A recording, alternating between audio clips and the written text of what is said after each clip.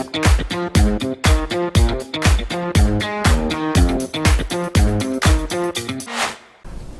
kesempatan kali ini, kebetulan hari yang cerah ya dok ya, kita akan membahas sesuatu hal yang menarik nih ya dok, tentang gejala mata kering atau dry eye syndrome.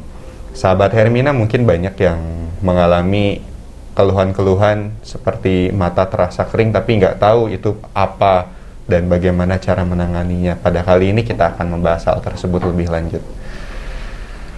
Kita mulai saja mungkin ya dok ya. Dok, kalau sebenarnya mata kering itu suatu penyakit atau tanda gejala atau apa ya dok sebenarnya? Ya sebenarnya mata kering itu suatu sindrom, jadi suatu kumpulan gejala.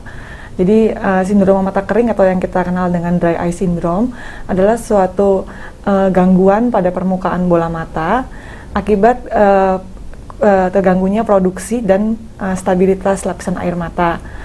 Hal tersebut dapat menyebabkan ketidaknyamanan dan akhirnya dapat mengganggu aktivitas sehari-hari. Itu gejala-gejalanya seperti apa ya dok yang termasuk ke dalam mata kering itu dok? Ya, gejala-gejalanya itu pada setiap orang bisa berbeda-beda.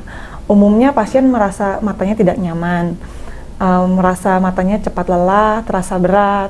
Kemudian ada juga yang mengalami mata perih, mata terasa panas, ada yang keluhannya matanya terasa mengganjal, atau mata merah, atau juga seperti ada kotoran atau ada belek terus-menerus tapi dilihat tuh tidak ada beleknya.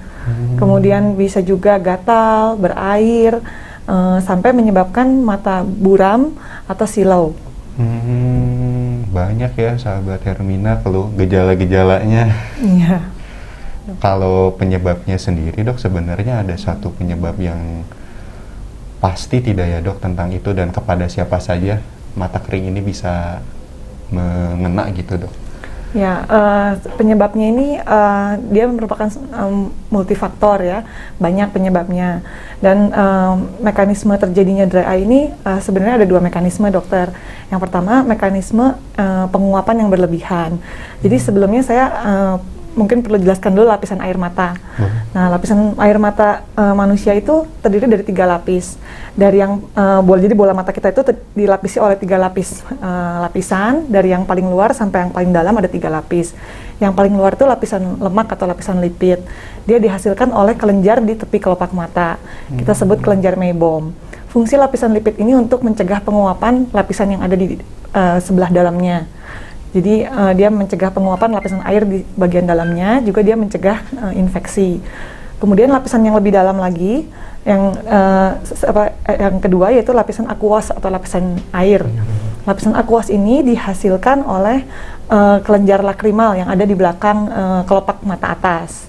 Nah, kelenjar lakrimal ini menghasilkan akuos yang fungsinya banyak. Yang pertama untuk melumasi juga. Yang kedua dia menyediakan oksigen untuk sel-sel permukaan kornea.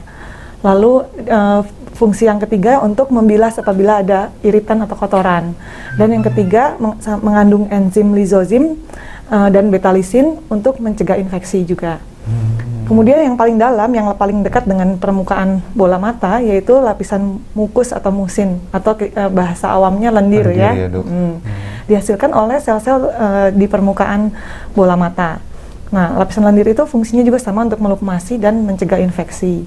Jadi pada pasien-pasien dengan gangguan ketiga lapisan tersebut bisa menyebabkan matanya kering dan lebih mudah terkena infeksi.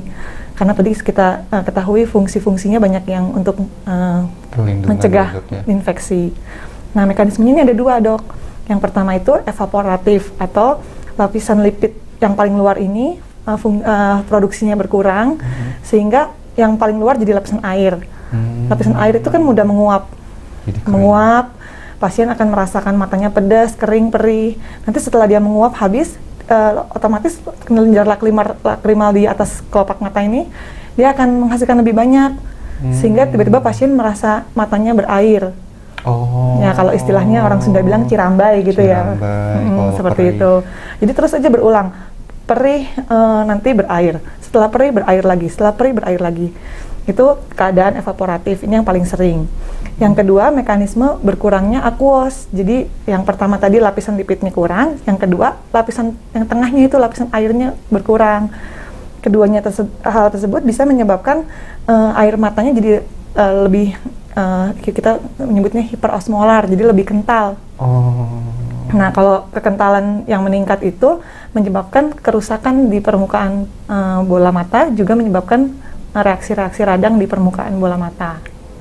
Nah, jadi penyebabnya sendiri banyak, yang tadi saya bilang multifaktor ya, antara lain usia atau penuaan. Lebih sering pada usia di atas 50 tahun, dengan jenis kelamin wanita lebih sering karena berkait dengan hormon ya, berkait dengan masa menopause, di mana estrogen menurun, jadi produksi kelenjarnya juga berkurang. Kemudian yang kedua, faktor lingkungan. Misalnya sering berada di tempat yang ber-AC, berangin, kelembapan rendah, berkabut, atau polusi udara juga bisa menjadi pemicu. Kemudian yang ketiga, riwayat operasi mata.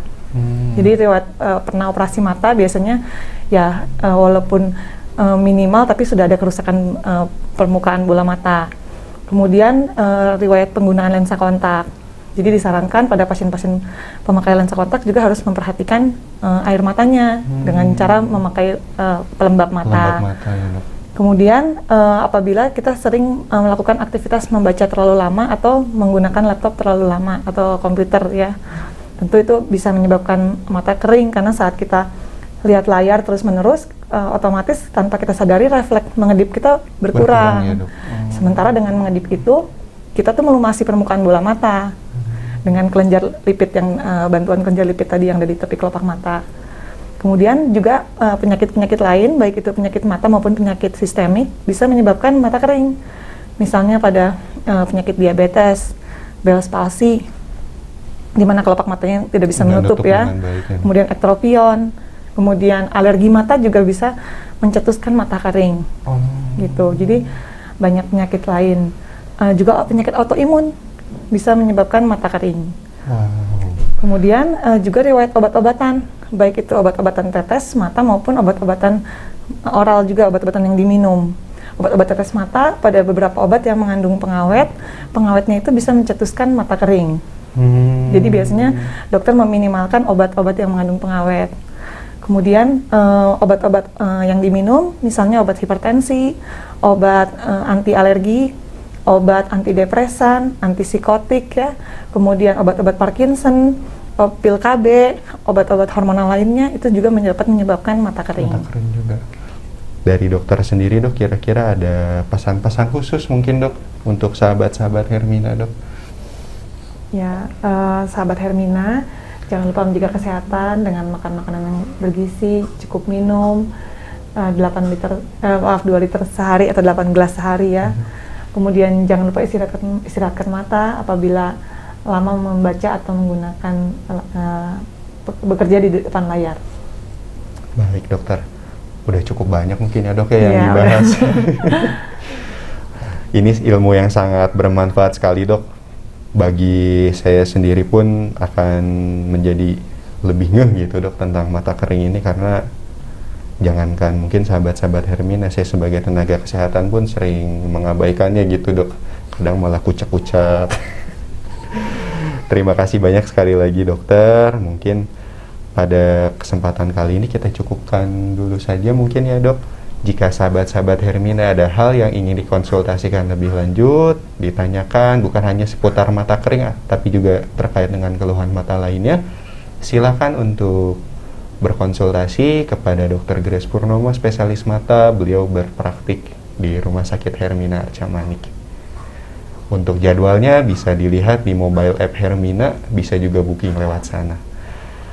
Mungkin dari saya cukup sekian dokter. Terima kasih banyak atas waktunya. Mudah-mudahan besok kita bisa berkolaborasi lagi. Mudah-mudahan sahabat Hermina pun sehat selalu. Begitu juga dengan dokter dok, sehat-sehat dok. Terima kasih sahabat Hermina. Mari, selamat pagi.